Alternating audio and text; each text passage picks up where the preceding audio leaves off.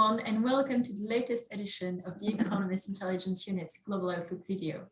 My name is Agathe Demarais, and I'm the Global Forecasting Director at the Economist Intelligence Unit. I'm joined today by Adnane Allouaji, an analyst in our Middle East and Africa team, and Rodrigo Riaza, an analyst in our Latin America team. So today we're going to discuss the rollout of coronavirus vaccines around the world with a special focus on the Middle East and Latin America regions. Until a few months ago, perhaps 2 months ago, we used to say that the main variable to make economic and political forecasts was the course of the pandemic. It's not the case anymore. At the moment, the main variable behind our political and economic forecast is the rollout of coronavirus vaccines globally. So Adnane, I'm going to turn to you first, and perhaps to start, I'll ask you a very general question. How is the Middle East region doing in terms of the rollout of the vaccines? Yeah, so many countries in the MENA region have actually signed up to the COVID-19 vaccine access facility led by the World Health Organization, also known as COVAX. The wealthy Gulf states such as the UAE, Saudi Arabia, Qatar and Kuwait, in addition to Israel, have high financial means and relatively advanced infrastructure that facilitated the distribution of COVID-19 vaccines and have supported their ambitious vaccine rollout plans, with Israel and the UAE current world leaders in terms of the vaccine doses per 100 people. Poorer and more vulnerable countries are lagging behind. The outlook for vaccine rollout is particularly bleak for countries going through severe political instability, such as Syria, Libya, and Yemen, as they remain reliant on donor funding to implement vaccination strategies. Overall, countries in the region are facing numerous challenges in their vaccine rollout programs. So perhaps digging a bit more into these challenges, Adnane, what would you say are the main challenges for Middle East countries to roll out the vaccines? So the main one really is the availability of vaccines, an issue being faced across the world, even in those countries that can afford the vaccines. So those countries that can afford the vaccines are facing delivery delays, which are leading to low vaccination percentages. An example of this in our region is Qatar, which is one of the wealthiest per capita states, but is having a really low vaccine rollout percentage. We believe that this issue will continue into 2021 and will not be available in quantities large enough in the coming months to be game-changing. This is on a global scale. Many countries in the region lack effective healthcare sectors and have weak or inadequate local pharmaceutical transport and storage facilities, including limited supply of cold and ultra-cold storage facilities. In the less politically stable countries in the region, highly unstable or insecure delivery environments add to the challenges being faced, which means they may well lose motivation to vaccinate, and many countries in the region are having trouble overcoming these challenges. So essentially, production, logistics, financing, in some countries, maybe the rollout of the vaccines is not a priority. We can think of war-torn Syria, for instance. What would you say, what can these countries do to overcome these challenges, maybe to end on a more positive note for your part on the Middle East? Yeah, so we're seeing a type of vaccine diplomacy. We're seeing countries across the region ordering vaccines from numerous manufacturers and countries. While the wealthiest states have purchased large amounts of the Pfizer-BioNTech and AstraZeneca vaccines, we've also seen the use of the Chinese Sinopharm and Russian Sputnik V vaccines as countries scramble to get their hands on vaccines and ensure that large sections of the population are vaccinated. The wealthiest states, including Qatar, the UAE, and Saudi Arabia, have already agreed to donate vaccines to poorer-friendly states, though the amount of vaccines donated is likely to be a drop in the ocean of the required amounts. To summarize, while we have seen the success of the vaccination programs in Israel and some of the Gulf states, we've yet to see real clear progress of vaccine strategies in many of the regions, and rollout programs will continue throughout 2021, 2022, and beyond. Thanks so much, Adnane. So I'm going to turn to you, Rodrigo, now, maybe to ask exactly the same question, perhaps to start. What's the current state of the rollout of the vaccines in Latin America? Is it more positive than in the Middle East? Well, we're seeing a similar story. I mean, overall, Latin America has gotten off to a very slow start when it comes to vaccinations. And generally speaking, we expect a long road ahead and a drawn out vaccine rollout in the region. There is one notable exception, and that is Chile. Chile has really pushed ahead with its vaccination rollout, and its vaccination rate right now is almost similar to that of the US. It's around 12% compared to the US, which is 16%. But even the second runner-up in Latin America, Brazil, is only at 2.6. So we do see a lot of variances. And generally speaking, you have what we're calling, let's say, the outperformers. These are countries that, even though they're lagging developed markets, they're well positioned to later on in the year really ramp up their vaccinations. And this is thanks to the fact that they have been a destination for vaccine trials.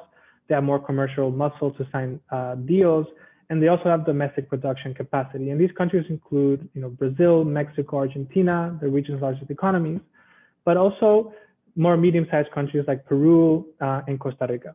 And on the other hand, we have the region's smallest economies, mostly in Central America and the Caribbean, who don't have the commercial muscle to sign procurement deals and are really going to be dependent on the WHO COVAX facility. That at best is going to provide enough vaccines to vaccinate 20% of the population by the end of this year. So generally speaking, the region still faces a very long road ahead when it comes to achieving herd immunity. And so we heard from Adnane that in the Middle East, the main challenges are the production, the logistics, financing, the availability of healthcare workers. Is it the same picture in Latin America? Yeah, it's very similar. I mean, the region is facing a lot of challenges, but the first one, the most immediate one, has been access. Most Latin American countries have fallen behind in the line to buy vaccines behind developed markets. And that is really going to have an impact in the medium term. But on a bright note, we have seen a lot of announcements in recent weeks from countries that are signing new deals. For example, Peru, that when the year ended 2020, they barely had enough vaccine deals for the population, and now they have more on paper for 100% of the population. The other major challenge that we've seen is also, as you were saying, production. And I think the best way to explain this is through the example of Brazil. Brazil has two huge domestic production contracts, one with AstraZeneca and one with the Chinese Coronavac vaccine. But they haven't even been able to start the AstraZeneca production, and they're already facing bottlenecks as well with the Coronavac vaccine. In fact, many cities in Brazil are already saying that they will stop vaccinating because of lack of supply. And that is an issue we're going to see both in Brazil and Argentina and Mexico, which are also going to be major production hubs. And the third group of challenges has to do with the region's structural challenges that we see across the board when we analyze the region. And these have to do with weak governance, corruption, security, and also low levels of trust in government that can spill over into low levels of trust in vaccines. And also weak healthcare systems and infrastructure capacity and logistics. For example, many countries are not even trying to get the Pfizer vaccine because they can't handle the ultra cold storage. So it's worth taking a second to note the role that Chinese and Russian vaccine diplomacy have played to fill in some of these gaps. If it wasn't for the Russian vaccine and some of the Chinese vaccines, many countries in the region would not have actually have even started vaccinating. And that includes Brazil, which is the region's largest market. But that enough is not going to be alone. So we do expect these challenges to continue to cause delays throughout the year and the next. And so at the start of our video, I was mentioning that the rollout of the vaccines is the main variable behind our economic forecast at the moment. What would you say this means for Latin America's economic recovery? Yeah, simply put, the longer the vaccine rollout, the weaker the recovery is going to be. And there's a very direct correlation. We assume that herd immunity, at least mass availability of vaccines, is not going to be a reality in most countries until 2022, and in some, especially the ones dependent on COVAX, until 2023. And that really reflects the partial recovery that we expect this year. We don't expect a sharp rebound. And that has a lot of implications for the economic outlook. It also means that we're going to be facing a lot of risk to our forecast. Especially, we're seeing this in the first quarter already. A lot of countries in the region, including Brazil, we're forecasting, a modest but sequential contraction in the first quarter.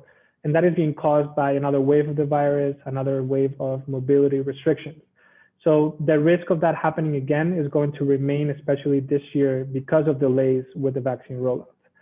So to summarize, overall, it's been a disappointing start, I would say, for the vaccine rollout in Latin America, but we do expect, some more bright spots, some more success stories to rise, especially in the second half of the year, when these production bottlenecks that we're mentioning in Brazil, Argentina, Mexico, they move forward with that, and the availability of vaccines, especially in these larger economies, becomes more widespread.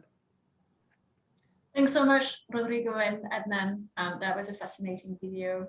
Thanks so much for joining us today. We're at the end of the video now. You can always find our latest analysis on our website, www.eiu.com, or you can follow us on Twitter or handles which show nicely on your screen. Keep an eye on our website on our latest white papers. We have a white paper about the impact of the COVID-19 pandemic on remittances, and of course, many analysis pieces about the rollout of coronavirus vaccines, both at the global, regional, and country levels.